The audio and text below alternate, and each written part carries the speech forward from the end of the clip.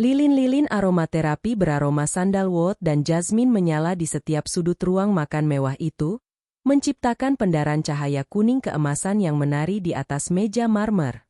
Di tengah meja, tersaji wagyu steak yang masih mengepul dan sebotol anggur merah tahun 1996 yang harganya setara dengan gaji manajer menengah.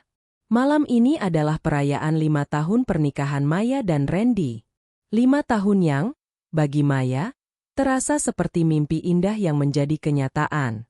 Maya menyesap anggurnya, menatap suaminya dengan penuh kasih. Randy tampak sangat tampan malam ini dengan kemeja hitam yang lengannya digulung hingga siku, memperlihatkan jam tangan mewah pemberian Maya tahun lalu. Senyum Randy begitu tulus, atau setidaknya begitulah yang selalu Maya percayai. Selamat ulang tahun pernikahan yang kelima, sayang. Suara Randy berat dan lembut, merambat di antara denting garpu dan pisau. Terima kasih sudah memilihku untuk mendampingimu. Aku tahu aku bukan siapa-siapa saat pertama kali kita bertemu, dan kau adalah putri mahkota Mandala Group. Terima kasih telah mempercayaiku. Maya tersenyum, matanya sedikit berkaca-kaca. Bukan harta yang membuatku memilihmu, Randy, tapi ketulusanmu. Di dunia bisnis yang kejam ini, kau adalah tempatku pulang. Randy beranjak dari kursinya, berjalan memutar meja, lalu mengecup kening Maya dengan lembut. Aku akan selalu menjagamu, Maya. Selalu. Sekarang, aku harus ke kamar mandi sebentar untuk mencuci tangan. Setelah ini, kita buka kado dariku. Ya. Maya mengangguk pelan. Ia memperhatikan punggung suaminya yang menghilang di balik pintu kamar utama. Di saat itulah, suasana romantis itu tiba-tiba terinterupsi oleh getaran halus di atas meja.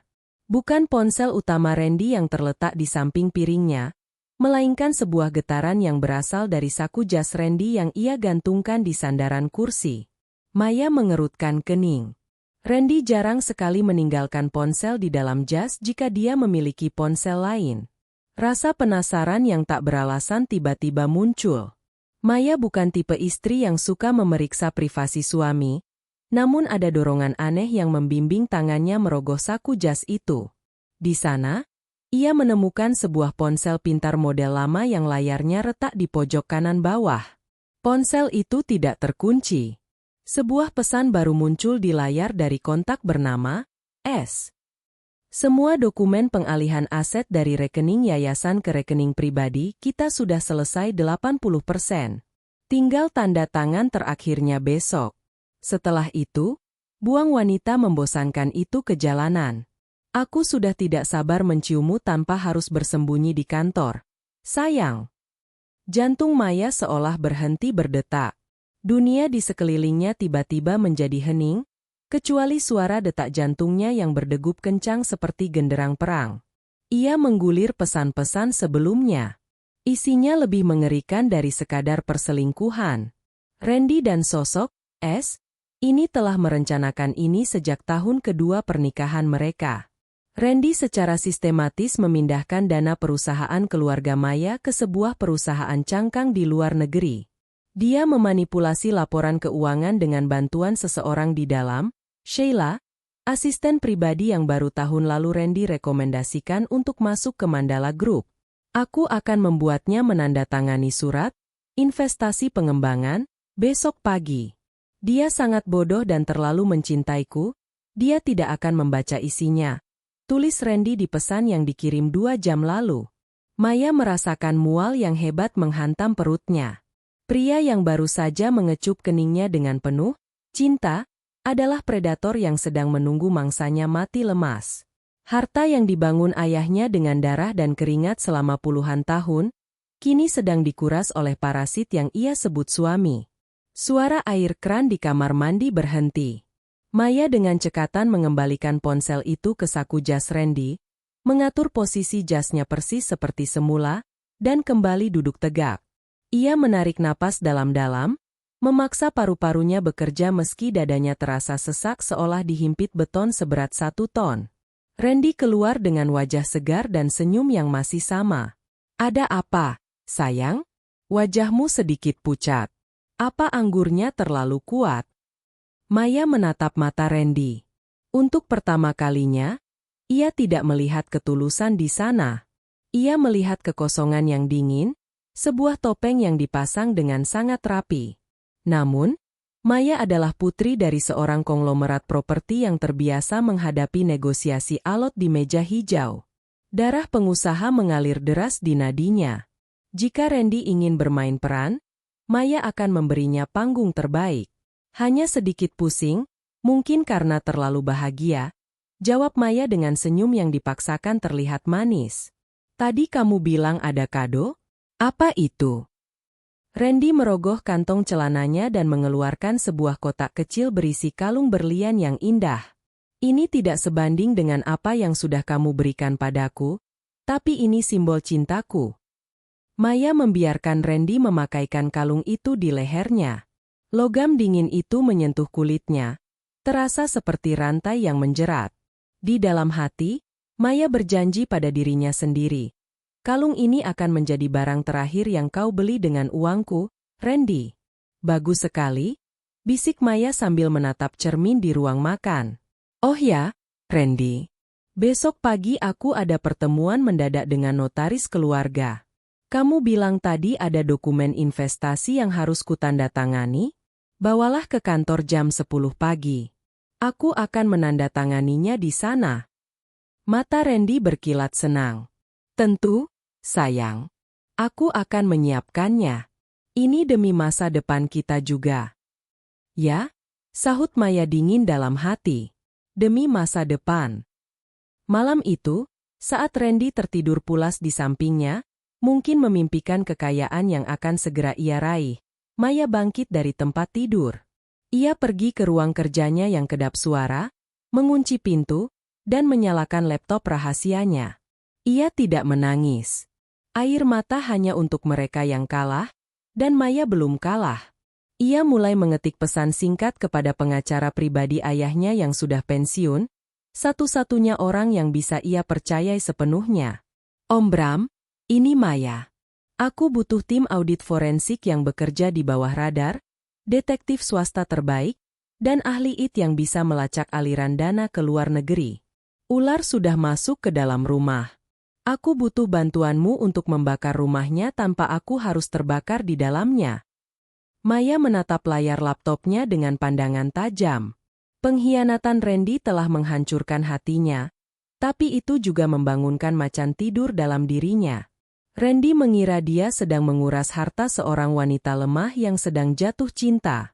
Dia tidak tahu bahwa dia sedang menantang seorang wanita yang telah belajar strategi bisnis sejak usia 10 tahun. Kau ingin menceraikanku setelah menguras hartaku, Randy? Gumam Maya pelan, suaranya sedingin es. Silakan coba. Tapi saat kau melangkah keluar dari rumah ini nanti, kau tidak akan membawa sepeser pun, bahkan harga dirimu pun akan kutinggalkan di selokan. Maya menutup laptopnya. Rencana busuk Randy sudah ia ketahui. Sekarang, saatnya rencana Maya yang dimulai. Matahari pagi menembus celah gorden kamar yang mewah, namun bagi Maya, cahaya itu terasa menyengat. Ia terbangun sebelum alarm berbunyi, memperhatikan Randy yang masih terlelap di sampingnya dengan napas teratur.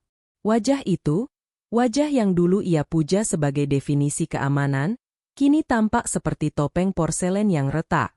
Maya bangkit dari tempat tidur tanpa suara, melangkah menuju kamar mandi, dan membasuh wajahnya dengan air es. Ia harus sadar sepenuhnya. Hari ini, permainan peran dimulai.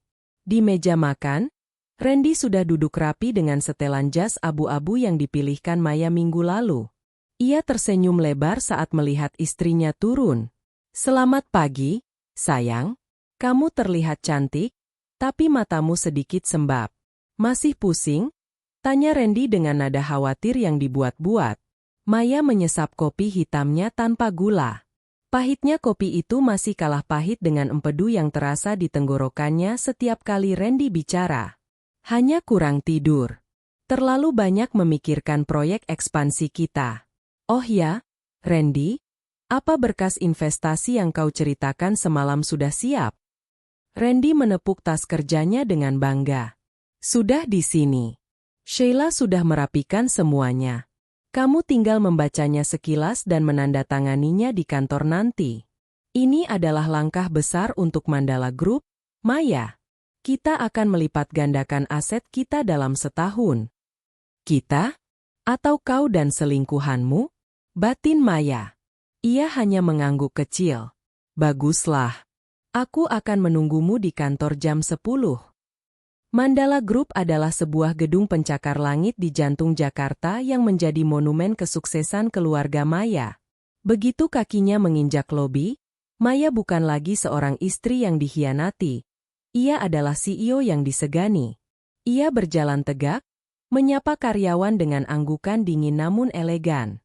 Di depan ruang kerjanya, berdiri seorang wanita muda dengan pakaian kerja yang sangat pas di tubuh, rambutnya diikat kuda dengan rapi, dan senyum yang tampak sangat profesional. Sheila. Selamat pagi, Bu Maya. Jadwal hari ini sudah saya siapkan di meja Ibu, kata Sheila dengan nada manis. Maya menatap Sheila, mencari tanda-tanda rasa bersalah di mata wanita itu. Namun, Sheila adalah aktris yang hebat. Tidak ada keraguan, tidak ada rasa takut. Ia bahkan dengan berani merapikan posisi vas bunga di meja Maya seolah-olah ia sangat peduli pada kenyamanan bosnya. Terima kasih, Sheila. Oh, kudengar kau membantu Randy menyiapkan dokumen investasi untuk proyek di Kalimantan itu. Tanya Maya sambil melepas tasnya. Gerakan tangan Sheila terhenti sejenak, hanya sepersekian detik, namun cukup bagi mata elang Maya untuk menangkapnya. Benar, Bu. Pak Randy meminta bantuan saya untuk memeriksa aspek legalitasnya agar tidak merepotkan Ibu. Bagus sekali. Kau memang asisten yang sangat bisa diandalkan, kata Maya dengan penekanan pada kata terakhir. Setelah Sheila keluar, Maya segera mengunci pintu ruangannya. Ia mengeluarkan sebuah flash drive kecil dari saku rahasia tasnya, alat yang ia dapatkan dari kenalan itnya tadi subuh. Ia memasukkannya ke komputer utama yang juga terhubung dengan jaringan komputer Sheila. Dalam beberapa menit, perangkat lunak mirroring mulai bekerja. Apapun yang dilakukan Sheila di komputernya, Maya bisa melihatnya secara real-time. Tak lama kemudian, sebuah pesan masuk ke ponsel rahasia Maya yang baru ia beli tadi pagi. Pesan itu dari Pak Bram, pengacara kepercayaannya. Maya, tim audit forensikku sudah menemukan sesuatu. Ada aliran dana sebesar 50 miliar yang keluar secara bertahap selama 6 bulan terakhir melalui vendor-vendor fiktif. Semuanya ditandatangani oleh Randy atas namamu menggunakan stempel digital yang dipalsukan. Temui aku di lokasi biasa jam 1 siang. Tangan Maya gemetar. 50 miliar. Itu bukan jumlah yang kecil, bahkan untuk ukuran Mandala Group. Randy tidak hanya ingin menceraikannya, dia ingin memiskinkannya, meninggalkan perusahaan ini dalam kondisi pailit sebelum dia pergi. Jam menunjukkan pukul 10 tepat.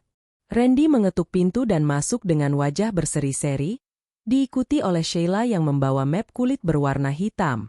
Ini dokumennya, sayang, kata Randy sambil meletakkannya di depan Maya. Proyek pembangunan resort di Penajam. Kita butuh tanda tanganmu untuk pencairan dana awal sebesar 100 miliar sebagai jaminan di bank. Maya membuka map itu. Matanya dengan cepat memindai setiap baris kalimat.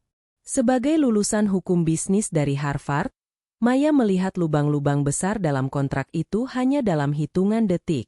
Di balik istilah-istilah teknis yang rumit, terdapat klausul yang menyebutkan bahwa jika proyek ini gagal, seluruh aset pribadi Maya yang menjadi jaminan akan dialihkan ke sebuah perusahaan bernama RS Holding. RS. Randy dan Sheila. Betapa tidak kreatifnya mereka, pikir Maya sinis. Maya mengambil pena, namun ia tidak langsung menandatanganinya. Ia memutar-mutar pena itu di jarinya, membuat Randy tampak sedikit gelisah. Ada yang salah, Maya? Tanya Randy, mencoba menjaga nada suaranya tetap stabil. Ah, tidak. Hanya saja, aku melihat ada beberapa poin di pasal 12 yang perlu sedikit perbaikan redaksional. Aku ingin pengacaraku, Pak Bram, memeriksanya sebentar sebelum aku menandatanganinya secara resmi. Kamu tahu kan, aku harus sangat hati-hati dengan jumlah sebesar ini, kata Maya sambil tersenyum tenang. Wajah Randy berubah sedikit pucat. Pak Bram, bukankah dia sudah pensiun? Lagi pula, ini proyek internal, sayang. Sheila sudah memeriksanya dengan tim legal kita. Menunggu Pak Bram hanya akan membuang waktu, dan pihak pengembang di Kalimantan butuh kepastian sore ini. Hanya beberapa jam, Randy. Apa bedanya? Maya menatap suaminya dalam-dalam.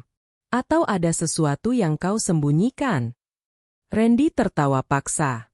Sembunyikan? Tentu saja tidak. Aku hanya ingin kita cepat sukses. Tapi baiklah, jika itu membuatmu merasa lebih aman. Setelah Randy dan Sheila keluar dengan raut wajah yang jelas-jelas frustrasi, Maya segera memotret seluruh isi dokumen itu dan mengirimkannya ke Pak Bram. Siang harinya, di sebuah kafe tersembunyi di pinggiran Jakarta, Maya bertemu dengan Pak Bram. Pria tua itu tampak serius sambil menunjukkan beberapa lembar dokumen hasil investigasi. Maya, ini lebih buruk dari yang kita duga, kata Pak Bram pelan. Randy tidak bekerja sendiri. Dia menyuap kepala bagian keuanganmu. Dan RS Holding itu, mereka sudah menyiapkan tiket pesawat ke luar negeri untuk bulan depan. Randy sudah mengajukan visa jangka panjang ke Swiss. Maya mengepalkan tangannya di bawah meja. Jadi, dia berencana menguras 100 miliar lagi hari ini, lalu menceraikanku, dan pergi ke Swiss bersama Sheila. Sepertinya begitu. Jika kau menandatangani dokumen tadi, kau akan kehilangan segalanya dalam waktu 24 jam. Maya terdiam sejenak, menatap jalanan di luar jendela. Amarah yang tadi membara kini berubah menjadi ketenangan yang mematikan. Dia ingin aku menandatanganinya? Baiklah, aku akan menandatanganinya. Tapi bukan dokumen itu. Apa maksudmu? Tanya Pak Bram bingung. Aku akan menyiapkan dokumen tandingan. Dokumen yang terlihat identik, tapi dengan isi yang berbeda. Bukannya memindahkan asetku ke mereka, dokumen itu akan membuat Randy secara tidak sadar mengakui semua penggelapan dana yang dia lakukan dan menyerahkan seluruh aset pribadinya kepadaku sebagai jaminan, kesetiaan, investasi. Maya menatap Pak Bram dengan mata yang tajam. Om Bram, aku butuh bantuanmu untuk memalsukan balik dokumen mereka. Kita akan membiarkan mereka merasa menang. Biarkan mereka merayakan kemenangan mereka malam ini. Dan saat mereka lengah, aku akan menarik tali jeratnya. Ini berbahaya, Maya. Jika mereka sadar. Mereka tidak akan sadar, potong Maya dingin. Keserakahan telah membuat mereka buta. Randy terlalu meremehkanku karena dia pikir aku terlalu mencintainya. Dia lupa siapa yang mengajariku cara berbisnis. Maya berdiri, mengenakan kacamata hitamnya. Mulai besok, aku akan mulai memindahkan orang-orang kepercayaanku ke posisi kunci secara diam-diam. Dan Sheila, aku punya kejutan khusus untuknya. Malam itu, Maya pulang ke rumah dengan senyum yang paling manis. Ia memeluk Randy dan berbisik, aku sudah memikirkannya, Randy. Besok pagi aku akan menandatangani dokumen itu. Kita akan kaya raya, bukan? Randy membalas pelukannya dengan erat, tidak menyadari bahwa di balik punggungnya, Maya sedang menatap bayangan mereka di cermin dengan tatapan seorang algojo yang siap menjatuhkan kapak. Pagi itu, kantor Mandala Group terasa lebih dingin dari biasanya bagi Maya. Namun, di wajahnya terpancar ketenangan yang sempurna. Di dalam tas kulitnya, tersimpan sebuah map yang telah dimodifikasi oleh Pak Bram semalam. Dokumen itu secara fisik terlihat identik dengan dokumen investasi yang diberikan Randy. Namun Pak Bram telah menyisipkan lembar persetujuan di tengah-tengah ratusan halaman teknis yang isinya adalah pengakuan hutang pribadi Randy kepada perusahaan jika dana tersebut gagal dipertanggungjawabkan. Randy sudah menunggu di ruang kerja Maya dengan gelisah. Ia terus memainkan pulpennya, Matanya sering melirik jam dinding. Begitu Maya masuk, wajahnya langsung berubah cerah. Sayang, bagaimana? Kamu sudah membacanya? Tanya Randy antusias. Maya tersenyum manis, meletakkan tasnya, dan mengeluarkan map tersebut. Sudah, Randy. Maaf aku terlalu berhati-hati kemarin. Setelah kupikir-pikir, kamu benar. Kita harus bergerak cepat sebelum kompetitor mengambil peluang ini. Maya mengambil pena dan membubuhkan tanda tangannya di atas materai dengan mantap. Ia sengaja melakukannya di depan Randy agar pria itu merasa menang. Ini dia. 100 miliar untuk masa depan kita, ucap Maya dengan nada yang terdengar tulus. Randy hampir saja melompat kegirangan. Ia segera menyambar map itu. Terima kasih, Maya. Kamu tidak akan menyesal. Aku akan segera ke bagian keuangan untuk memproses pencairan dana ini ke rekening pengembang. Rekening pengembang fiktifmu? Maksudmu, batin Maya. Oh, Randy, panggil Maya sebelum suaminya keluar. Bisa tolong panggilkan Sheila? Aku ingin memberikan instruksi khusus padanya untuk mengawasi administrasi proyek ini. Aku ingin dia yang memegang laporan harian agar tidak ada kebocoran. Tentu saja. Itu ide bagus, sahut Randy tanpa curiga sedikit pun. Baginya, menempatkan Sheila sebagai pengawas adalah skenario terbaik karena mereka bisa dengan mudah memanipulasi laporan tersebut bersama-sama. 5 menit kemudian, Sheila masuk ke ruangan Maya. Ia tampak lebih percaya diri dari biasanya, mungkin karena Randy sudah memberinya kode bahwa ikan besar sudah memakan umpan. Ibu memanggil saya? Tanya Sheila dengan suara yang lembut namun memiliki nada keberanian yang baru. Duduklah, Sheila, kata Maya, menunjuk kursi di depan mejanya. Aku ingin berterima kasih padamu karena sudah membantu Randy menyiapkan proyek ini. Aku tahu ini melelahkan. Maya membuka laci mejanya dan mengeluarkan sebuah kotak kecil berwarna jingga, kotak dari merek perhiasan ternama dunia. Ia menggeser kotak itu ke arah Sheila. Mata Sheila terbelalak. Ibu, ini apa? Itu bonus kecil karena dedikasimu. Bukalah. Sheila membuka kotak itu dan menemukan sebuah gelang emas putih bertatahkan berlian kecil. Harganya mungkin sekitar 80 juta rupiah. Bu Maya, ini terlalu mahal. Tidak ada yang terlalu mahal untuk kesetiaan, Sheila, kata Maya, menatap mata Sheila dengan intensitas yang membuat wanita muda itu sedikit salah tingkah. Aku tahu Randy sangat mempercayaimu. Dan karena aku mempercayai Randy, maka aku juga mempercayaimu. Aku ingin kau memastikan bahwa dana 100 miliar itu dikelola dengan benar. Jangan sampai ada orang lain yang tahu detailnya, bahkan bagian audit sekalipun, sampai proyek ini berjalan. Bisa kau lakukan itu? Sheila menelan ludah. Ia merasa seperti sedang menerima suap untuk mengkhianati rencananya sendiri. Padahal ia tidak tahu bahwa gelang itu mengandung mikro GPS dan alat penyadap mini yang sangat canggih. Tentu, Bu. Saya akan menjaganya dengan nyawa saya. Bagus. Oh, satu lagi, Sheila. Maya merendahkan suaranya, seolah-olah sedang membocorkan rahasia besar. Randy bercerita padaku bahwa setelah proyek ini sukses, dia ingin memindahkan pusat operasional kita ke Swiss. Dia bilang dia sudah menyiapkan rumah di sana untuk seseorang yang spesial, yang membantunya selama ini. Aku berasumsi itu adalah aku, sebagai istrinya. Tapi dia memintaku untuk tetap di Jakarta mengurus perusahaan induk. Maya memperhatikan ekspresi Sheila dengan seksama. Pupil mata Sheila mengecil. Terjadi gejolak emosi di sana. Kecemburuan, kemarahan, dan keraguan. Swiss, gumam Sheila pelan.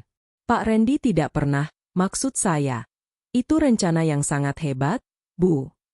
Iya, kan? Tapi aku agak bingung, kenapa dia ingin aku di sini sementara dia di sana sendirian? Ah, sudahlah. Mungkin dia hanya ingin aku tidak terlalu lelah bekerja. Kamu tahu kan betapa protektifnya Randy padaku? Maya terkekeh kecil, sebuah tawa yang terdengar sangat menjengkelkan di telinga Sheila. Setelah Sheila keluar, Maya segera memasang earphone yang terhubung ke laptopnya. Alat penyadap di gelang itu mulai bekerja. Di layar monitor, Maya melihat posisi Sheila sedang menuju tangga darurat, tempat favoritnya untuk berbicara rahasia dengan Randy. "Randy, apa maksudmu dengan rumah di Swiss?" Suara Sheila terdengar melengking dan penuh amarah melalui earphone Maya. "Apa yang kau bicarakan? Pelangkan suaramu." "Itu suara Randy," terdengar panik. "Maya baru saja bilang kalau kau sudah menyiapkan rumah di Swiss dan kau ingin dia tetap di Jakarta sementara kau di sana. Kau bilang kita akan pergi berdua ke Swiss setelah menguras uangnya. Kau mencoba menipuku. Randy, kau ingin membawa lari uang itu sendirian." "Jangan bodoh, Sheila. Itu pasti taktik Maya atau dia salah dengar. Aku hanya bilang pada Maya kalau Swiss adalah tempat investasi yang bagus. Aku tidak pernah bilang akan meninggalkannya di sini dan pergi sendirian. Aku butuh dia tetap tenang sampai semua aset berpindah tangan." "Tapi dia bilang kau menyebut seseorang yang spesial. Siapa lagi kalau bukan aku? Tapi kenapa kau tidak mengatakannya padaku secara langsung tentang rumah itu?" "Sheila, dengarkan aku. Maya itu licik dalam hal bisnis, tapi dia lugu dalam urusan cinta. Dia mungkin hanya sedang berimajinasi. Fokuslah pada dana 100 miliar itu. Jangan biarkan kecemburuanmu menghancurkan rencana kita yang sudah di depan mata." Maya tersenyum sinis di ruangannya. Benih keraguan pertama telah berhasil ditanam. Sheila adalah tipe wanita yang ambisius dan posesif. Begitu dia merasa posisinya terancam, dia akan menjadi liar. Dan Randy, pria itu terlalu sombong untuk menyadari bahwa dia sedang digiring ke dalam jurang. Sore harinya, Maya memanggil tim IT pribadinya ke rumah, bukan ke kantor. Ia memerintahkan mereka untuk membuat sebuah situs perbankan bayangan yang terlihat seperti akun bank Swiss milik Randy. Maya kemudian mengirimkan sebuah email anonim ke ponsel pribadi Sheila yang berisi screenshot saldo akun bank Swiss tersebut atas nama Randy, namun dengan jumlah yang jauh lebih besar dari yang Sheila ketahui, dan tercatat ada transaksi pemesanan tiket pesawat atas nama Randy dan seorang wanita lain, bukan Sheila. "Jika mereka ingin bermain kotor, aku akan membuat mereka saling mengotori satu sama lain," gumam Maya sambil menatap foto pernikahannya di dinding. Ia mengambil bingkai foto itu, melepaskan fotonya, lalu membakar foto Randy dengan korek api perak miliknya. Abu foto itu jatuh ke lantai, sama seperti cinta Maya yang kini telah menjadi abu, siap untuk dibuang ke tempat sampah sejarah. Permainan baru saja dimulai, dan sang ratu baru saja menggerakkan bidak menterinya untuk mengancam raja lawan. 2 hari setelah penandatanganan dokumen investasi itu, suasana di kantor Mandala Group tampak tegang. Maya sengaja menciptakan atmosfer krisis. Ia memerintahkan tim audit internal, yang sudah ia kondisikan, untuk mondar-mandir di koridor dengan wajah serius, membawa tumpukan map seolah-olah sedang terjadi investigasi besar. Di ruang kerjanya, Maya duduk dengan kepala tertelungkup di atas meja saat Randy masuk dengan terburu-buru. "Maya, ada apa? Aku dengar dari staf di bawah bahwa ada tim audit dari otoritas jasa keuangan yang datang." Randy tampak cemas, tapi bukan karena mengkhawatirkan perusahaan, melainkan karena takut rencana pencucian uangnya terendus sebelum dananya benar-benar cair. Maya mengangkat wajahnya, matanya terlihat merah, hasil dari sedikit bantuan tetes mata. "Randy, aku takut. Ternyata ada ketidaksesuaian dalam laporan pajak kita dari 2 tahun lalu. Tim audit bilang jika ini tidak segera dibereskan, seluruh rekening perusahaan akan dibekukan sementara untuk penyelidikan." Randy tercekat. "Dibekukan? Tapi bagaimana dengan dana proyek Kalimantan yang baru kita tanda tangani? Itu harus segera ditransfer." "Itulah masalahnya." Suara Maya bergetar. "Jika dana itu keluar dari rekening perusahaan sekarang, itu akan terlihat mencurigakan. Satu-satunya cara adalah memindahkan dana cadangan operasional kita ke sebuah rekening penampung aman yang tidak terikat langsung dengan nama Mandala Group, tapi bisa kita kendalikan secara pribadi. Aku tidak tahu harus percaya pada siapa lagi selain kamu. Randy mencoba menahan senyum kemenangannya. Ini adalah kesempatan emas yang bahkan tidak ia duga sebelumnya. Bukan hanya 100 miliar, ia bisa menguras sisa dana cadangan perusahaan. Tenanglah, sayang. Aku di sini. Randy mendekat dan memijat bahu Maya. Kita bisa gunakan rekening atas namaku atau perusahaan pribadi yang baru kubangun. Aku akan menjaganya untukmu. Berapa total dana cadangan itu? Sekitar 150 miliar, bisik Maya. Tapi Randy, ini berisiko bagimu. Jika terjadi sesuatu, namamu yang akan terseret karena rekening itu atas namamu. Apapun untukmu, Maya. Aku rela ambil risiko itu asalkan harta keluarga kita aman, ucap Randy heroik. Di sisi lain gedung, melalui earphone rahasianya, Maya mendengar suara gaduh dari ruang asisten. Itu adalah suara Sheila yang sedang berbicara di telepon dengan nada tinggi. Kau bilang apa? Dia mau memindahkan 150 miliar lagi ke rekening pribadinya? Randy, kau berjanji padaku kita akan bagi rata. Kenapa kau tidak memberitahuku soal dana cadangan ini? Tampaknya Sheila telah memasang penyadap sendiri di ruang Randy, atau mungkin dia sekadar menguping. Persaingan antara dua pengkhianat itu mulai memanas. Maya tersenyum tipis. Ia segera memanggil Sheila ke ruangannya melalui intercom. Begitu Sheila masuk, Maya memasang wajah panik yang sama. Sheila, kau sudah dengar soal audit itu? Aku butuh bantuanmu. Randy akan mengelola dana darurat kita di rekening pribadinya untuk sementara. Aku ingin kau yang memproses administrasinya. Tapi tolong, buatkan surat pernyataan bahwa dana tersebut adalah pinjaman pribadi direksi yang harus dikembalikan dalam 30 hari, dan Randy harus menandatanganinya sebagai jaminan. Sheila mengernyit. Surat pernyataan, Bu? Iya. Ini hanya prosedur formalitas agar jika audit bertanya, kita punya alasan kenapa uang itu keluar. Tapi jangan bilang Randy kalau aku yang memintanya terlalu detail. Katakan saja ini saran dari bagian legal agar dia terlindungi. Bisik Maya meyakinkan. Sheila melihat ini sebagai peluang. Jika Randy menandatangani surat itu, dan dia memegang salinannya, dia bisa mengancam Randy jika pria itu mencoba melarikan uangnya sendirian. Baik, Bu. Saya akan pastikan Pak Randy menandatanganinya. Sore itu, di sebuah restoran mewah yang sepi, Randy dan Sheila bertemu. Maya memantau mereka melalui GPS dan penyadap di gelang Sheila. Kau mau aku menandatangani apa? Suara Randy terdengar tajam. Ini surat jaminan, Randy. Maya memintanya.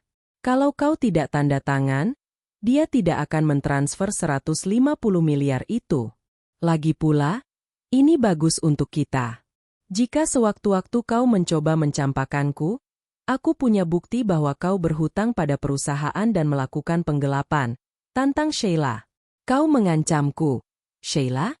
Setelah semua yang kita lalui. Aku tidak mengancam.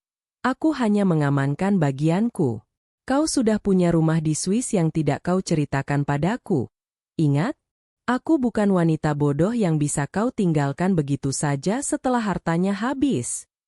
Suara hantaman meja terdengar keras. Diam. Baiklah, aku tanda tangan. Tapi ingat, begitu uang ini cair ke rekeningku, kita harus segera mengurus berkas perceraian Maya. Aku sudah muak harus berpura-pura mencintainya setiap malam. Mendengar kalimat terakhir itu, Maya yang sedang duduk di ruang kerjanya sendirian, merasakan sebuah tusukan di dadanya. Meski ia sudah tahu, mendengarnya langsung tetap terasa menyakitkan. Namun, rasa sakit itu hanya bertahan sedetik, digantikan oleh kobaran api amarah yang lebih besar. Maya membuka laptopnya. Ia menghubungi Pak Bram. Om Bram, umpan kedua sudah dimakan. Randy baru saja menandatangani surat pengakuan hutang pribadi sebesar 150 miliar. Dia pikir itu hanya formalitas, tapi dia tidak tahu bahwa rekening penampung aman yang aku berikan padanya sebenarnya adalah rekening escrow yang diawasi oleh firma hukum Om Bram dan pihak kepolisian. Bagus, Maya. Suara Pak Bram terdengar berat di seberang telepon. Secara hukum, saat dia memindahkan uang itu ke sana, dia sudah melakukan tindak pidana penggelapan dana dalam jabatan. Kita punya cukup bukti untuk menjebloskannya sekarang. Belum, Om. Belum cukup, kata Maya sambil menatap monitor yang menampilkan data transaksi. Aku ingin dia merasa benar-benar berada di puncak dunia. Aku ingin dia merayakan kemenangannya dengan Sheila malam ini. Aku ingin mereka menghabiskan sisa uang pribadi mereka untuk merayakan keberhasilan ini. Karena besok, aku akan mulai menghancurkan reputasi Sheila di depan umum. Maya berdiri dan berjalan menuju jendela besar yang menghadap lampu-lampu kota Jakarta. Randy, kau bilang kau muak berpura-pura mencintaiku? Maka kau akan segera tahu betapa muaknya aku melihatmu bernapas di luar penjara. Maya kemudian menelepon asisten lainnya. Seorang pria muda yang sangat ahli dalam urusan media sosial dan gosip korporat. Bobby? Jalankan rencana C. Kirimkan foto-foto, kemesraan, Pak Randy dan Sheila di restoran tadi ke grup WhatsApp internal kantor dan beberapa akun gosip bisnis. Pastikan wajah Sheila terlihat jelas sebagai pelakor yang merusak rumah tangga CEO Mandala Group. Malam itu, saat Randy pulang ke rumah dengan senyum lebar dan mencoba memeluk Maya, Maya membalasnya dengan pelukan yang paling erat. Bukan karena rindu, tapi karena dia ingin merasakan betapa dekatnya dia dengan kehancuran suaminya. Aku sangat mencintaimu, Randy, bisik Maya di telinganya. Aku juga, Maya. Lebih dari yang kau tahu, jawab Randy, berbohong untuk yang kesekian kalinya. Maya melepaskan pelukan itu, menatap mata suaminya, dan tersenyum. Selamat malam, Randy. Nikmati tidur nyenyak terakhirmu sebagai orang bebas. Pagi itu, lobi Mandala Group tidak seperti biasanya. Biasanya, suara langkah kaki yang terburu-buru dan denting lift mendominasi, tetapi hari ini ada keheningan yang aneh, diikuti oleh bisik-bisik yang merambat seperti api di padang rumput kering. Di layar ponsel hampir setiap karyawan, sebuah unggahan dari akun gosip bisnis lantai atas menjadi konsumsi utama. Foto-foto Randy dan Sheila di restoran mewah, dengan gestur yang terlalu intim untuk sekadar rekan kerja, telah menjadi viral. Maya keluar dari mobilnya dengan kacamata hitam besar menutupi matanya. Ia berjalan dengan dagu terangkat, seolah-olah tidak tahu bahwa dirinya sedang menjadi pusat simpati sekaligus tontonan. Begitu ia masuk ke lantai eksekutif, suasana mendadak sunyi. Sheila sudah ada di sana, berdiri di dekat meja kerjanya dengan wajah pucat pasi. Beberapa staf admin menatapnya dengan pandangan jijik dan sinis. Sheila, yang biasanya angkuh, kini tampak seperti tikus yang tersudut. Sheila, masuk ke ruanganku. Sekarang, suara Maya dingin dan datar, tanpa emosi. Di dalam ruangan, Sheila gemetar. Bu Maya, saya bisa jelaskan. Foto-foto itu tidak seperti yang Ibu lihat. Kami hanya sedang membahas proyek Kalimantan dan... Maya mengangkat tangannya, menghentikan kalimat Sheila. Ia melepas kacamata hitamnya, memperlihatkan mata yang tampak lelah namun tajam. Aku tidak ingin mendengar penjelasanmu, Sheila. Aku kecewa. Sangat kecewa. Aku memberimu kepercayaan, bahkan memberimu gelang mahal sebagai tanda terima kasih, dan ini balasanmu. Bu, saya bersumpah. Cukup, bentak Maya, berpura-pura emosional. Aku punya urusan lebih besar daripada skandal murahanmu dengan suamiku. Tim audit sedang di sini. Jika kau ingin menyelamatkan kariermu, tutup mulutmu, tetap di mejamu, dan selesaikan semua laporan keuangan. Jangan biarkan masalah pribadimu menghambat pencairan dana 150 miliar itu. Mengerti? Sheila terpaku. Ia mengira akan dipecat saat itu juga. Namun, ia menyimpulkan bahwa Maya terlalu lemah dan terlalu bergantung pada dana darurat itu sehingga tidak berani membuat keributan. Baik, Bu. Terima kasih atas kebijaksanaan Ibu. Tak lama kemudian, Randy masuk ke ruangan Maya tanpa mengetuk pintu. Wajahnya merah padam, penuh amarah dan kepanikan. Maya, apa-apaan foto itu? Siapa yang melakukannya? Ini fitnah. Seseorang sengaja ingin menjatuhkan reputasiku dan menghancurkan Mandala Group. Randy berteriak, mencoba melakukan serangan terbaik, yaitu berpura-pura menjadi korban. Maya duduk tenang di kursinya, memutar-mutar sebuah map berwarna merah tua yang tampak sangat eksklusif. Duduklah, Randy. Jangan berteriak. Kau membuat staf di luar semakin yakin bahwa berita itu benar. Randy duduk dengan kasar. Kau percaya pada akun gosip itu? Tentu saja tidak sepenuhnya, dusta Maya dengan wajah melas. Tapi hatiku hancur. Randy, di tengah badai audit ini, kau malah membuat skandal dengan asistenku sendiri. Namun, aku tidak punya waktu untuk menangis. Aku baru saja mendapat kabar dari pengacara keluarga di Singapura. Maya menyodorkan map merah itu, namun segera menariknya kembali sebelum Randy sempat menyentuhnya. Apa itu? Mata Randy berkilat serakah. Ini tentang trust fund rahasia almarhum ayah. Ternyata, selain Mandala Group, ayah memiliki aset tersembunyi berupa deposito emas dan obligasi senilai 500 miliar di Bank Swiss. Tapi ada syaratnya, aset itu hanya bisa dicairkan jika kondisi keuangan Mandala Group dalam keadaan stabil atau sedang dalam proses restrukturisasi besar oleh pasangan suami istri yang sah. Randy menelan ludah. 500 miliar. Jumlah itu 5 kali lipat dari apa yang sedang ia curi sekarang. Pikirannya langsung bekerja cepat. Jika dia menceraikan Maya sekarang, dia hanya akan mendapatkan hasil curian yang berisiko hukum. Tapi jika dia tetap menjadi suami Maya sedikit lebih lama, dia bisa menguasai 500 miliar itu. 500 miliar? Bisik Randy. Kenapa kau baru memberitahuku? Karena aku baru tahu pagi ini. Tapi Randy, dengan skandal ini, reputasimu hancur.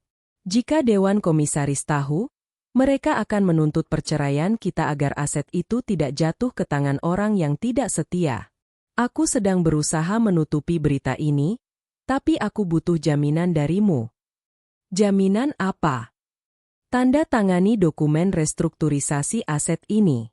Ini akan menggabungkan seluruh aset pribadimu ke dalam satu payung hukum bersamaku, sehingga di mata Bank Swiss, kita adalah satu kesatuan finansial yang solid. Ini satu-satunya cara agar 500 miliar itu bisa kita cairkan bulan depan. Randy ragu sejenak. Namun, keserakahannya adalah racun yang sudah menyebar ke seluruh otaknya. Di matanya, Maya tetaplah wanita bodoh yang sedang berusaha menyelamatkan pernikahan mereka dengan uang. Baik, aku akan tanda tangan. Aku akan buktikan bahwa aku setia padamu dan hanya peduli pada masa depan kita. Ucap Randy mantap. Maya memberikan dokumen itu. Randy menandatanganinya tanpa membaca detail di pasal-pasal terakhir yang menyebutkan bahwa seluruh aset pribadi yang digabungkan akan disita oleh pihak pertama, Maya, jika pihak kedua, Randy, terbukti melakukan tindak pidana atau pelanggaran moral. Malam harinya, Maya meninggalkan kantor lebih awal. Ia sengaja meninggalkan map merah berisi informasi warisan itu di atas meja kerjanya yang tidak terkunci. Ia tahu, Randy akan kembali ke kantor malam-malam untuk memeriksanya. Melalui kamera pengawas rahasia di ponselnya, Maya melihat Randy masuk ke ruangannya jam 9 malam. Randy memotret setiap lembar dokumen palsu itu dan mengirimkannya kepada seseorang, pasti Sheila. Tak lama kemudian, penyadap di ponsel Sheila menangkap percakapan mereka. Randy, kau gila? Kau menandatangani penggabungan aset? Bagaimana kalau dia menjebakmu? Suara Sheila terdengar panik. Tenanglah, Sheila. Kau tidak lihat? Ada 500 miliar. Maya itu bodoh. Dia pikir dengan memberikan uang itu, aku akan tetap bersamanya. Kita akan ikut permainannya sebentar lagi. Begitu emas itu cair, kita lari ke Swiss. Uang 150 miliar yang sekarang sudah di rekeningku itu hanya uang jajan dibanding ini. Tapi foto-foto kita, semua orang di kantor menatapku seperti sampah. Biarkan saja. Setelah kita punya 500 miliar, kau bisa membeli mulut mereka semua. Sekarang, bantu aku mencari tahu bagaimana cara mempercepat proses restrukturisasi ini. Aku ingin uang itu cair minggu depan. Maya mematikan layar ponselnya. Ia bersandar di kursi mobilnya, menatap kegelapan malam. Keserakahan memang racun yang paling mematikan. Randy, gumam Maya. Kau baru saja memberikan semua yang kau miliki kepadaku, termasuk kebebasanmu. Kau pikir kau sedang menuju Swiss, padahal kau sedang menuju lubang kehancuran yang kau gali sendiri. Maya kemudian menghubungi Pak Bram. Om, Randy sudah menandatangani dokumen penggabungan aset. Sekarang, semua properti, saham pribadi, dan simpanan yang dia miliki secara legal sudah berada di bawah kendaliku jika dia melakukan kesalahan satu kali lagi. Dan soal Sheila kirimkan, hadiah, yang kita bicarakan ke apartemennya besok pagi. Siap, Maya. Kau benar-benar tidak memberi mereka napas, jawab Pak Bram kagum.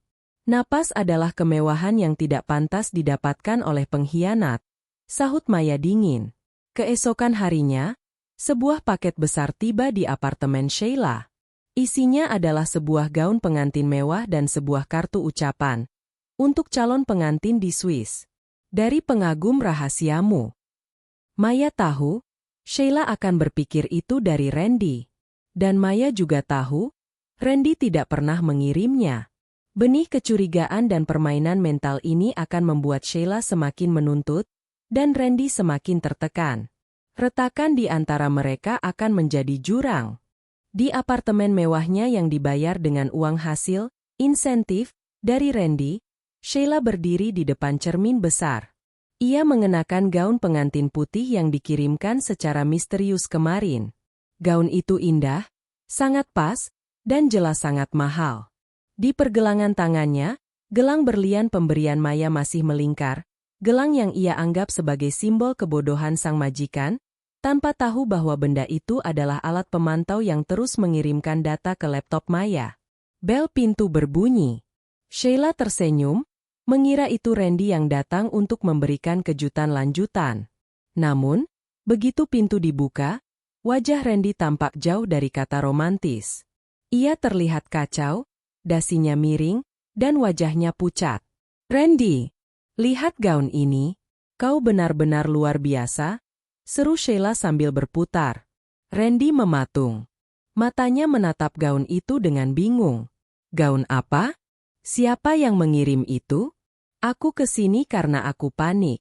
Sheila, Maya mulai menanyakan rincian vendor fiktif yang kita gunakan untuk pencairan dana 50 miliar pertama. Dan sekarang kau malah bermain-main dengan gaun pengantin.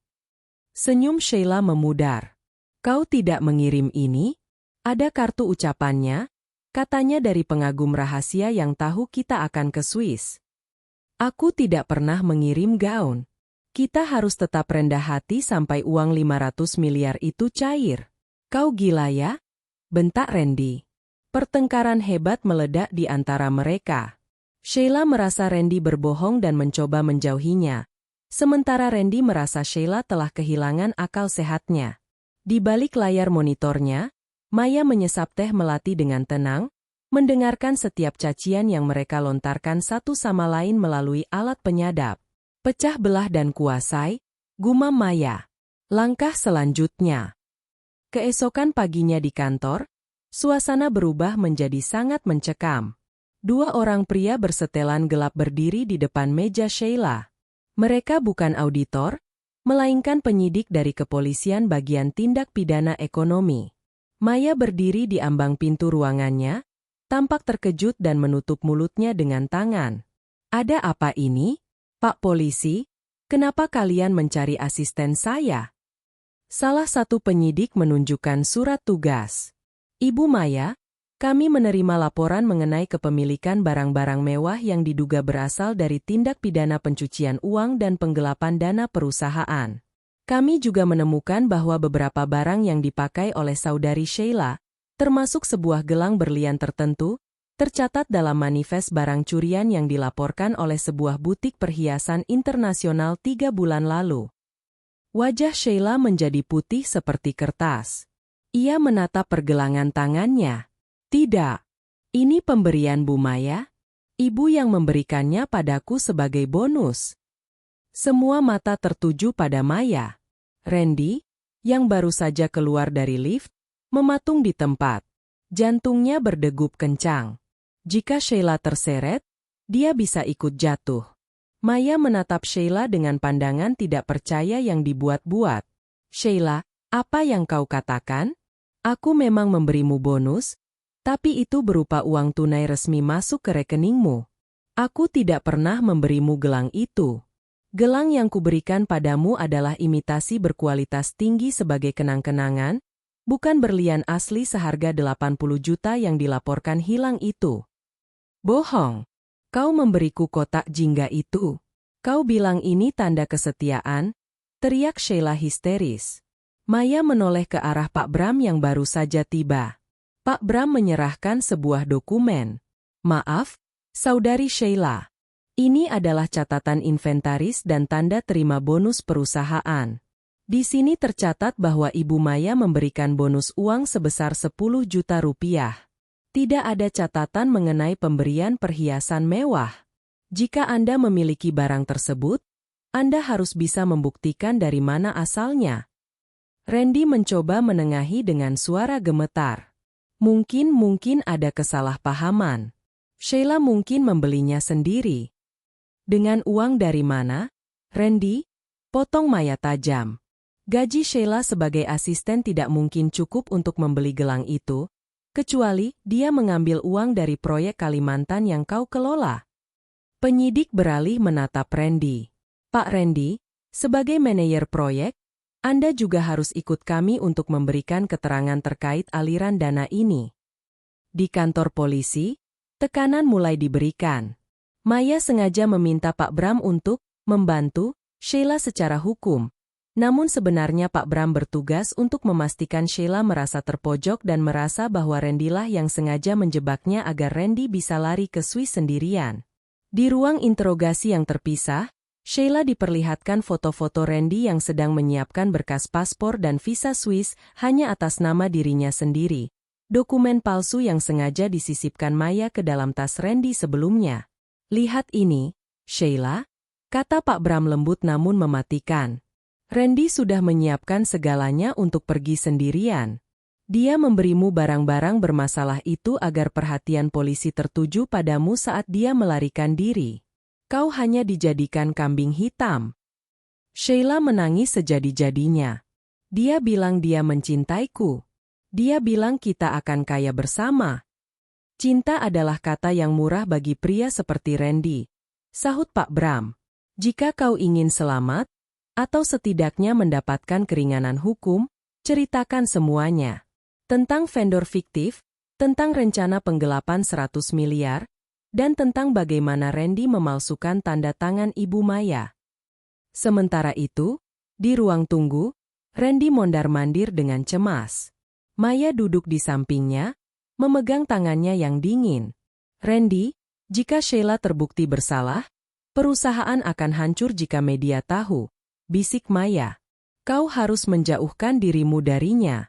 Katakan pada polisi bahwa kau tidak tahu apa-apa tentang tindakannya. Kau harus selamat demi aku, demi kita, dan demi warisan 500 miliar itu. Randy menatap Maya. Di kepalanya, hanya ada satu pikiran, menyelamatkan diri sendiri. Kau benar, Maya. Sheila mungkin memang serakah. Aku tidak menyangka dia berbuat sejauh ini di belakangku. Pernyataan itu terdengar oleh Sheila melalui mikrofon yang sengaja dibuka oleh penyidik atas permintaan, rahasia, Maya.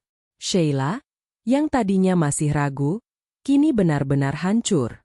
Pengkhianatan Randy adalah pukulan terakhir. Malam itu, Sheila resmi ditahan untuk penyelidikan lebih lanjut atas tuduhan penggelapan dan penadah barang curian. Randy diperbolehkan pulang, namun statusnya kini dalam pengawasan ketat. Di dalam mobil dalam perjalanan pulang, Randy mencoba memeluk Maya, namun Maya mengelak dengan alasan sangat lelah dan stres. Aku butuh waktu, Randy. Kejadian hari ini sangat memalukan bagi Mandala Group, kata Maya dingin. Aku akan membereskannya.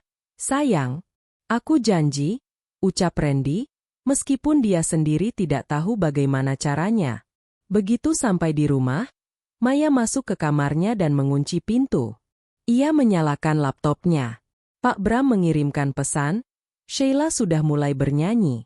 Dia memberikan semua rincian tentang vendor fiktif dan rekening luar negeri Randy. Kita tinggal menunggu satu langkah lagi dari Randy untuk menarik pelatuknya. Maya menatap pantulan dirinya di jendela. Satu persatu, bentengmu runtuh, Randy. Kau mengira telah membuang Sheila untuk menyelamatkan diri, padahal kau baru saja memberikan saksi kunci terbaik untuk jaksa penuntut umum nanti. Maya lalu membuka laci rahasianya, mengambil berkas, warisan 500 miliar, yang asli, yang sebenarnya kosong hanya berisi kertas putih. Ia tersenyum sinis. Besok adalah hari di mana Randy akan mencoba melakukan transaksi besar terakhirnya untuk menutupi jejaknya, dan Maya sudah menyiapkan lubang hitam yang akan menelan seluruh sisa harta yang Randy miliki. Permainan mental ini telah mencapai puncaknya. Sang ratu kini siap melakukan cekmate. Pagi hari di kediaman mereka terasa seperti berada di dalam peti mati yang mewah. Randy tidak bisa tidur sepanjang malam. Bayangan Sheila yang meringkuk di sel tahanan terus menghantuinya, bukan karena ia merasa kasihan, melainkan karena ia takut Sheila akan menyeretnya ke dalam jurang yang sama. Di meja makan, Randy memperhatikan Maya yang tampak tenang menyesap tehnya. Ketenangan Maya mulai terasa tidak wajar baginya, namun keserakahan dan rasa panik menutupi intuisi terakhirnya. Maya, suara Randy serak. Situasi dengan Sheila sangat membahayakan reputasi perusahaan. Kita tidak bisa menunggu lebih lama lagi. Soal restrukturisasi aset dan warisan 500 miliar itu, kita harus menyelesaikannya hari ini. Aku sudah menghubungi kontak di Bank Swiss. Mereka bilang jendela waktu untuk transfer internasional dengan regulasi lama akan ditutup sore ini. Maya meletakkan cangkirnya perlahan. Ia menatap Randy dengan tatapan yang seolah-olah penuh harap. Begitukah? Tapi Randy, aku masih sangat terpukul dengan berita Sheila. Apakah kau yakin semua ini akan aman? Jika kita memindahkan semua aset pribadimu dan dana perusahaan ke rekening penampung itu, kita benar-benar tidak punya jalan kembali. Percayalah padaku, sayang. Ini demi menyelamatkan harta kita dari sitaan jika audit menemukan kejanggalan lebih lanjut karena ulah Sheila. Bohong Randy dengan lancar. Begitu uang 500 miliar itu masuk, kita akan tutup semua lubang di perusahaan dan kita bisa memulai hidup baru di Swiss. Hanya kita berdua. Maya mengangguk pelan, sebuah akting yang sempurna. Baiklah. Aku sudah memberikan otoritas penuh pada akun master kita. Kau bisa melakukan eksekusi transfernya dari kantormu hari ini. Aku ingin ke makam ayah sebentar. Aku butuh ketenangan. Randy hampir saja bersorak. Tentu, pergilah. Biar aku yang mengurus segalanya. Begitu Maya meninggalkan rumah, ia tidak pergi ke makam. Ia memutar mobilnya menuju sebuah gedung perkantoran tua di kawasan Jakarta Pusat, markas operasi sementara Pak Bram dan tim IT forensiknya. Dia sudah mulai bergerak? Tanya Maya begitu memasuki ruangan penuh monitor itu. Sedang dalam proses, Maya? Jawab Pak Bram sambil menunjuk layar besar. Dia baru saja masuk ke sistem perbankan Mandala Group. Dia sedang mencoba memindahkan dana 150 miliar yang ada di rekening penampung aman, yang dia pikir miliknya, ke sebuah akun di Kepulauan Kaiman. Maya mendekat ke layar. Dan akun Kaiman itu Tentu saja akun palsu yang kita buat, Pak Bram terkekeh. Setiap rupiah yang dia kirimkan sebenarnya langsung masuk ke rekening sitaan yang dikelola oleh tim kurator independen di bawah pengawasan kami. Dia secara sukarela memindahkan uang hasil penggelapannya ke tempat yang akan memudahkan jaksa untuk menyitanya kembali. Maya menatap layar dengan dingin. Bagaimana dengan aset pribadinya? Rumah, apartemen, dan saham yang dia dapatkan dari memanipulasi dividen selama ini.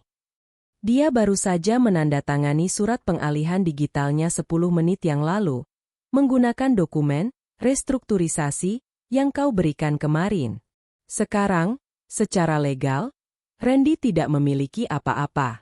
Bahkan pakaian yang dia kenakan saat ini, secara teknis, adalah milikmu. Sementara itu, di kantornya, Randy berkeringat dingin. Jarinya gemetar saat menekan tombol confirm di layar laptopnya. Transfer berhasil. Kalimat itu muncul di layar, membuat Randy menghembuskan napas lega yang panjang. Ia merasa seperti baru saja memenangkan lotre terbesar dalam sejarah hidupnya. Ia segera mengambil ponsel rahasianya dan mencoba menghubungi seorang agen perjalanan gelap yang biasa mengurus paspor palsu. Halo? Siapkan keberangkatan untuk malam ini. 1 orang. Tujuan Zurich via Singapura. Jangan gunakan nama asliku, perintah Randy. Ia kemudian membuka laci mejanya, mengambil berkas perceraian yang sudah ia siapkan berbulan-bulan lalu.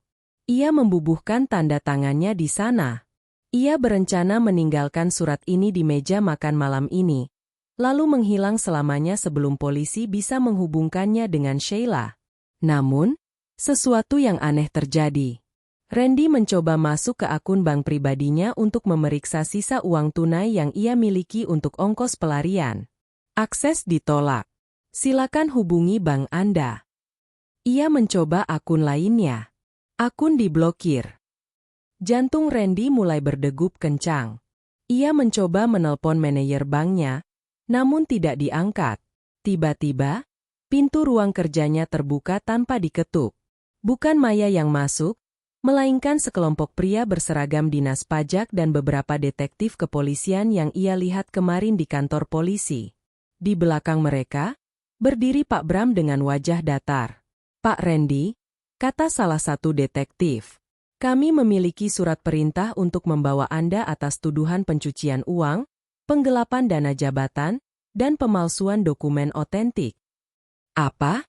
Ini salah paham.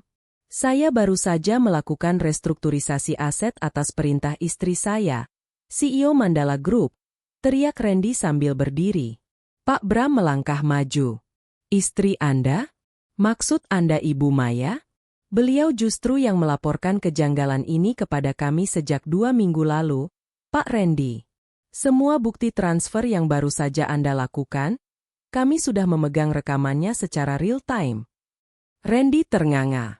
Maya, melaporkanku. Dan mengenai aset 500 miliar di Swiss itu, Pak Bram tersenyum tipis. Itu tidak pernah ada. Dokumen yang Anda tanda tangani hanyalah umpan untuk melihat seberapa jauh Anda bersedia mengkhianati perusahaan. Dan ternyata, Anda melampaui ekspektasi kami. Randy merasa dunianya runtuh. Ia mencoba mencari ponselnya untuk menghubungi Maya, namun seorang petugas sudah menyita perangkat tersebut. Di mana Maya? Aku ingin bicara dengannya, teriak Randy saat tangannya mulai diborgol. Ibu Maya sedang mengurus berkas lain. Pak Randy? Jawab Pak Bram dingin. Berkas yang akan memastikan bahwa Anda tidak akan melihat matahari di luar jeruji besi untuk waktu yang sangat lama. Di sebuah kafe kecil di seberang kantor, Maya duduk menatap ke arah gedung Mandala Group. Ia melihat dari kejauhan saat Randy digiring keluar oleh polisi, kepalanya ditutupi jaket, dikerumuni oleh wartawan yang entah bagaimana sudah mengetahui penangkapan itu. Sebuah bocoran kecil dari Bobby, asisten Maya. Maya tidak merasakan kemenangan yang manis seperti yang ia bayangkan. Yang ia rasakan hanyalah kelegaan yang hampa. 5 tahun hidupnya dihabiskan bersama pria itu, Dan semuanya ternyata hanyalah sebuah investasi palsu dalam bentuk kasih sayang. Ponsel Maya bergetar. Sebuah pesan dari Sheila masuk, melalui pengacaranya di penjara. Randy mencoba menjebakku, tapi aku punya rekaman suara dia merencanakan pembunuhan karaktermu jika kau tidak mau menandatangani surat cerai. Aku akan memberikannya pada polisi jika kau mau membantuku mendapatkan hukuman yang lebih ringan. Maya tersenyum pahit. Ular-ular ini mulai saling memangsa, gumamnya. Ia berdiri, mengenakan kacamata hitamnya, dan berjalan menuju mobil. Ia punya satu agenda lagi sebelum hari berakhir, menemui pengacara perceraiannya untuk memastikan bahwa Randy tidak hanya kehilangan hartanya, tapi juga kehilangan hak untuk pernah menyebut nama Maya lagi. Rencana busuk Randy untuk menguras hartanya telah berbalik menjadi jerat yang mencekik dirinya sendiri. Namun Maya tahu, ini belum selesai. Ia harus memastikan Randy tidak memiliki celah sedikit pun untuk kembali. Dinding ruang interogasi itu berwarna abu-abu kusam, dingin, dan lembab.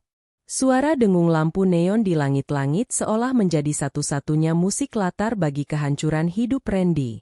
Ia duduk di sana, tangannya yang terborgol diletakkan di atas meja besi. Kemeja mewahnya kini kusut, dan rambutnya yang biasanya tertata rapi kini berantakan. Pintu terbuka dengan bunyi klik yang tajam. Randy mendongak, matanya penuh harapan sesaat sebelum berubah menjadi ketakutan. Maya melangkah masuk. Ia mengenakan setelan blazer berwarna merah marun yang sangat kontras dengan ruangan yang suram itu. Ia terlihat kuat, tenang, dan sangat berkuasa. Maya duduk di hadapan Randy tanpa ekspresi. Ia meletakkan sebuah map tipis di atas meja. Maya, syukurlah kau datang, suara Randy serak. Kau harus bicara pada mereka. Ini semua jebakan Sheila. Dia memalsukan dokumen-dokumen itu. Aku hanya mencoba menyelamatkan perusahaan kita, seperti yang kau minta. Tolong, panggilkan pengacara terbaik untukku. Maya menatap Randy selama beberapa detik, lalu ia tertawa kecil, sebuah tawa yang lebih dingin dari suhu ruangan itu. Pengacara terbaik? Aku sudah menyewa mereka, Randy, kata Maya pelan. Tapi bukan untuk membelamu. Mereka sedang berada di ruang sebelah, memberikan bukti tambahan kepada jaksa agar kau mendapatkan hukuman maksimal. Randy terpaku. Apa maksudmu? Aku suamimu? Maya, kenapa kau melakukan ini? Suami. Maya memajukan tubuhnya, menatap langsung ke bola mata Randy yang bergetar. Suami mana yang merencanakan untuk membuang istrinya ke jalanan setelah menguras hartanya? Suami mana yang tidur di samping istrinya sambil mengirim pesan mesra kepada selingkuhannya tentang bagaimana cara tercepat untuk merampok warisan istrinya sendiri? Wajah Randy berubah pucat pasi. Kau tahu. Aku tahu segalanya, Randy. Sejak malam ulang tahun pernikahan kita yang kelima. Saat kau mencium keningku dengan bibir yang beberapa jam sebelumnya mencium Sheila. Saat kau memberiku kalung berlian yang kau beli dengan uang hasil memalsukan tanda tanganku. Maya membuka map yang ia bawa. Ia mengeluarkan beberapa lembar foto dan cetakan pesan singkat. Kau pikir kau sangat cerdas dengan RS Holding MU itu. Nama yang sangat romantis, Randy. Randy dan Sheila. Tapi tahukah kau? Aku sudah mengambil alih perusahaan itu seminggu yang lalu. Melalui serangkaian akuisisi rahasia, aku adalah pemilik sah dari RS Holding. Jadi, semua uang yang kau pindahkan ke sana, sebenarnya kau sedang mengembalikannya kepadaku. Randy mencoba berdiri, namun borgolnya berdentang keras menahannya di meja. Kau menjebakku. Semua soal warisan 500 miliar itu palsu. Tentu saja palsu, Randy. Sahut Maya santai sambil menyandarkan punggungnya di kursi. Tidak ada warisan emas di Swiss. Ayahku memang kaya, tapi dia tidak pernah menyembunyikan harta dengan cara seperti itu. Aku hanya menciptakan sebuah imajinasi yang cukup besar untuk memberi makan keserakahanmu. Aku tahu, jika aku memberimu umpan 100 miliar, kau mungkin akan ragu. Tapi 500 miliar? Kau akan melakukan apa saja? Bahkan menandatangani surat kematianmu sendiri. Maya mengeluarkan satu lembar kertas lagi dari mapnya.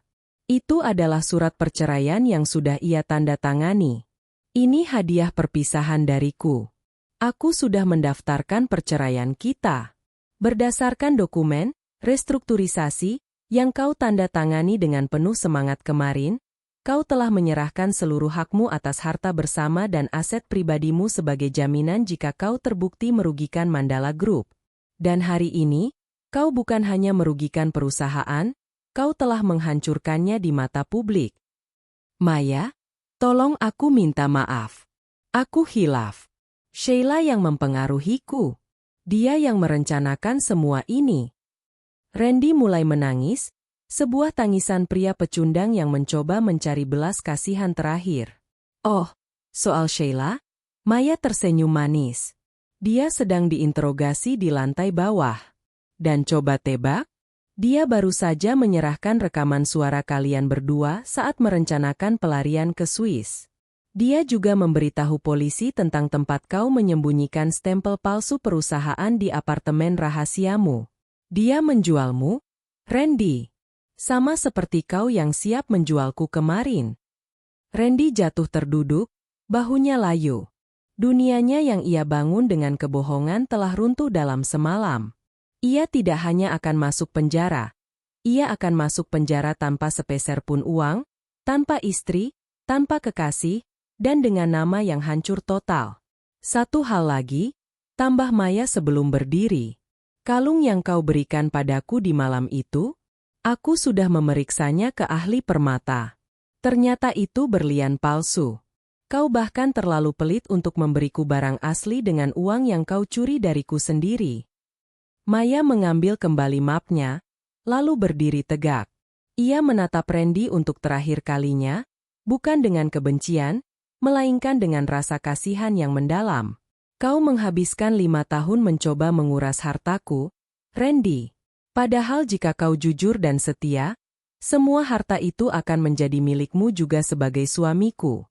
Kau memilih untuk menjadi pencuri di rumahmu sendiri. Sekarang, nikmatilah kehidupan barumu sebagai narapidana. Maya berbalik dan berjalan menuju pintu. Maya, jangan tinggalkan aku. Maya, teriak Randy histeris, suaranya bergema di lorong penjara yang dingin. Begitu keluar dari gedung kepolisian, Maya menghirup udara segar sedalam-dalamnya. Langit Jakarta sore itu berwarna jingga kemerahan, terlihat sangat indah. Pak Bram sudah menunggunya di samping mobil.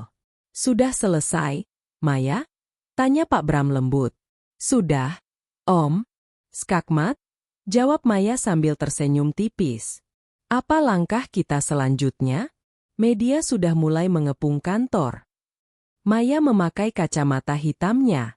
Biarkan mereka. Besok pagi, aku akan mengadakan konferensi pers. Aku akan mengumumkan bahwa Mandala Group sedang melakukan pembersihan internal besar-besaran dan kami akan bekerja sama sepenuhnya dengan hukum. Kita akan membalikan skandal ini menjadi bukti bahwa perusahaan kita sangat transparan dan anti korupsi. Lalu bagaimana dengan perasaanmu? Maya terdiam sejenak, menatap keramaian kota. Hatiku mungkin butuh waktu untuk sembuh, Om, tapi otakku jauh lebih tajam dari sebelumnya. Aku sudah belajar bahwa cinta tidak boleh membuat kita buta, dan harta tidak boleh membuat kita kehilangan jiwa. Mobil mewah itu kemudian meluncur membelah kemacetan Jakarta, membawa Maya menuju babak baru kehidupannya, sebagai seorang wanita yang tidak hanya berhasil menyelamatkan hartanya, tetapi juga menemukan kembali harga diri yang sempat coba dicuri oleh pria yang salah. Ruang rapat utama Mandala Group biasanya terasa seperti tempat di mana keputusan-keputusan besar yang membangun bangsa dibuat. Namun pagi ini, suasananya lebih mirip seperti ruang sidang bagi Maya. Di meja ekoval yang panjang, duduk para dewan komisaris, pria-pria tua berjas mahal yang sebagian besar adalah teman lama almarhum ayahnya. Namun, di dunia bisnis, pertemanan seringkali hanya sedalam nilai saham. Ini bencana, Maya, ujar Pak Hermawan, komisaris utama, sambil melempar koran pagi ke atas meja. Headline-nya sangat menyakitkan. Suami CEO Mandala Group terjerat kasus penggelapan ratusan miliar. Reputasi kita anjlok. Investor dari Jepang mempertanyakan stabilitas manajemen kita. Bagaimana bisa kau, seorang CEO, tidak tahu bahwa suamimu sendiri merampok perusahaan di bawah hidungmu? Tanya Hermawan dengan nada meremehkan. Maya duduk di ujung meja, tetap tenang. Ia tidak terlihat seperti wanita yang hancur. Saya justru tahu, Pak Hermawan, itulah sebabnya Randy sekarang berada di balik jeruji besi. Jika saya tidak bertindak diam-diam, uang yang hilang bukan hanya 150 miliar, tapi seluruh aset likuid perusahaan. Tapi kau tetaplah risiko. Sela komisaris lain. Kami merasa kepemimpinanmu sudah terkompromi secara emosional. Kami berencana melakukan pemungutan suara untuk menonaktifkanmu sementara. Maya tersenyum tipis. Ia sudah menduga langkah ini.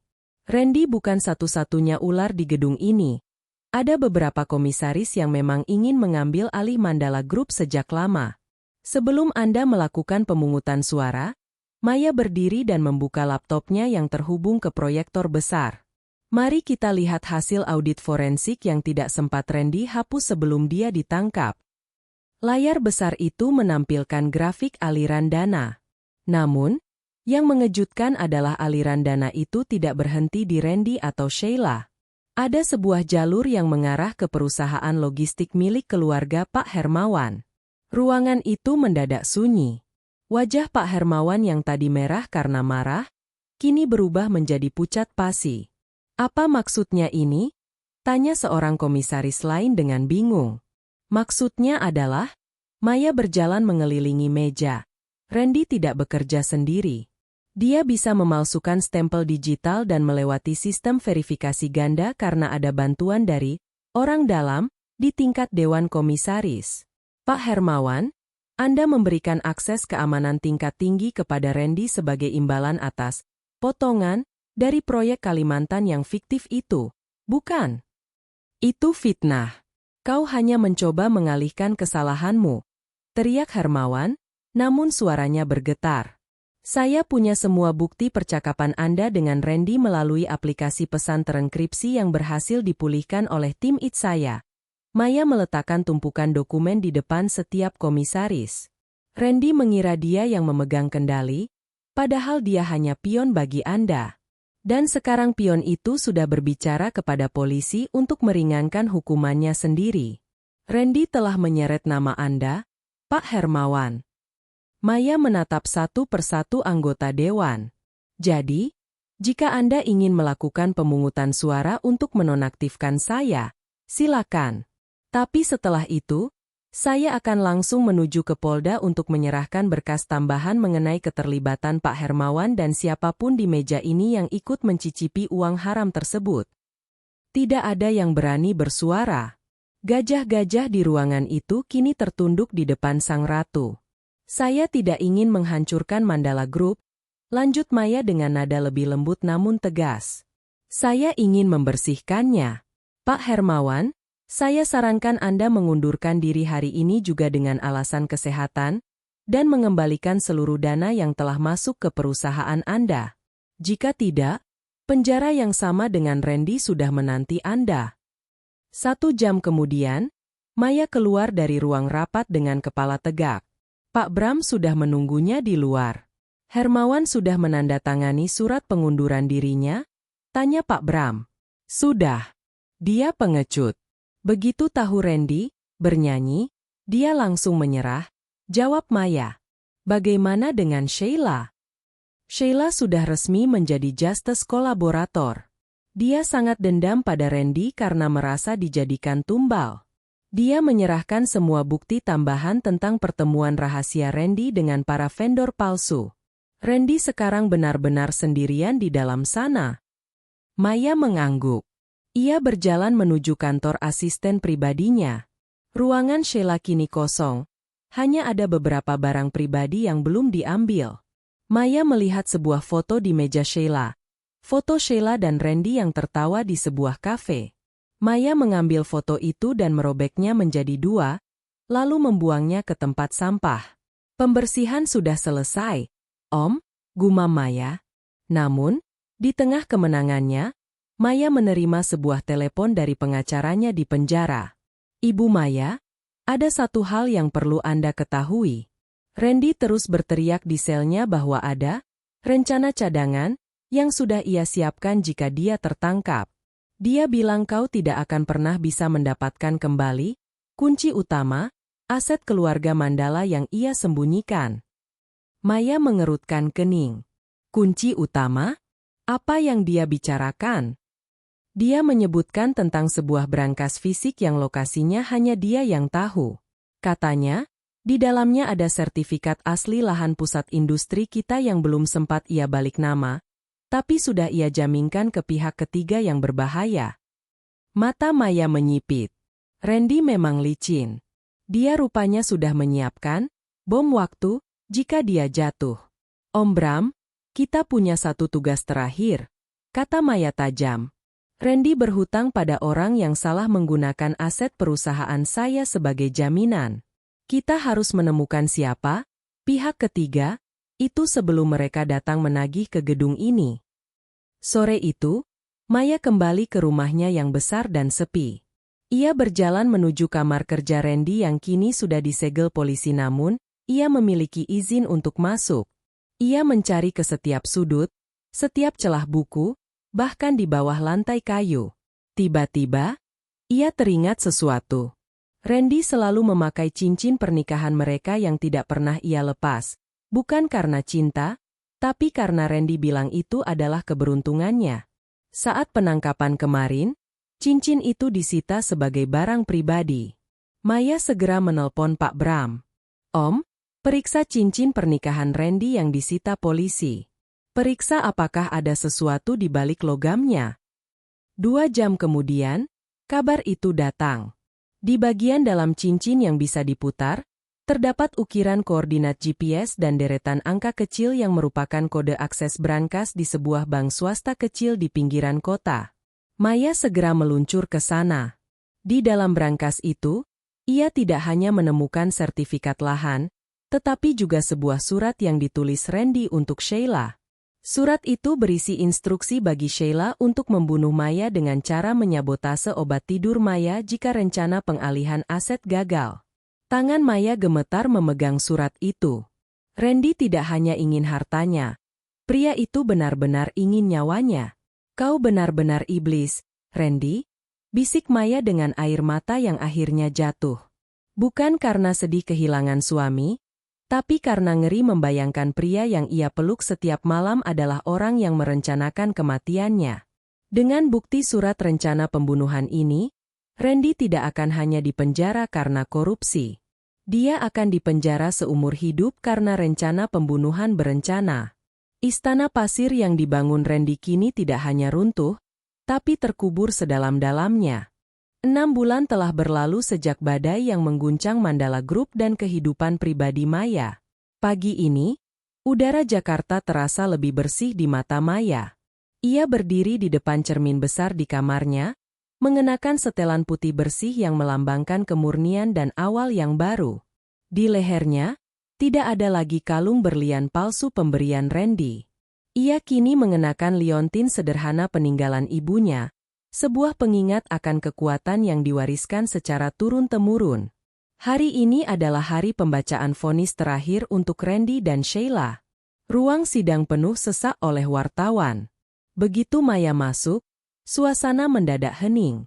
Ia duduk di barisan depan dengan tenang, didampingi oleh Pak Bram yang selalu setia. Randy dibawa masuk dengan pakaian tahanan oranye. Wajahnya yang dulu penuh pesona kini kuyu, pipinya tirus, dan matanya cekung. Saat melihat Maya, ia mencoba bersuara, "Maya, tolong." Namun petugas segera memintanya duduk. Di sudut lain, Sheila tampak tertunduk lesu, air matanya tak berhenti mengalir. Hakim membacakan putusan setebal ratusan halaman itu dengan suara berwibawa. Menimbang bukti-bukti penggelapan dana, pemalsuan dokumen otentik, serta bukti konkret rencana pembunuhan berencana terhadap saudari Maya Mandala. Pengadilan menjatuhkan vonis kepada terdakwa Randy dengan hukuman penjara seumur hidup tanpa remisi. Suara ketukan palu hakim bergema seperti lonceng kematian bagi masa lalu Randy. Randy jatuh pingsan di kursi terdakwa, sementara Sheila dijatuhi hukuman 12 tahun penjara atas keterlibatannya. Maya tidak bersorak. Ia hanya memejamkan mata sejenak, melepaskan sisa-sisa sesak yang selama ini menghimpit dadanya. Keadilan tidak selalu terasa manis, tapi ia memberikan ketenangan. 1 jam kemudian, di lobi gedung Mandala Group, puluhan mikrofon sudah terpasang di atas podium. Maya melangkah maju untuk memberikan pernyataan resminya. Hari ini, satu babak kelam dalam sejarah keluarga dan perusahaan saya telah ditutup. Suara Maya bergema mantap melalui pengeras suara. Saya berdiri di sini bukan sebagai korban, melainkan sebagai saksi bahwa kejujuran akan selalu menemukan jalannya. Mandala Group kini telah bersih dari elemen-elemen korup. Kami telah memulihkan 95% aset yang sempat diselewengkan, dan dana tersebut akan kami alokasikan untuk yayasan pendidikan bagi wanita-wanita yang ingin mandiri secara finansial. Seorang wartawan bertanya, "Ibu Maya, apa pelajaran terbesar yang Anda ambil dari pengkhianatan suami Anda?" Maya tersenyum, sebuah senyum yang tulus dan berwibawa. Pelajaran terbesarnya adalah, jangan pernah meremehkan kekuatan wanita yang sedang melindungi apa yang ia bangun. Harta bisa dicuri, tapi kecerdasan dan integritas tidak akan pernah bisa dirampas. Saya kehilangan seorang suami, tapi saya menemukan kembali diri saya sendiri.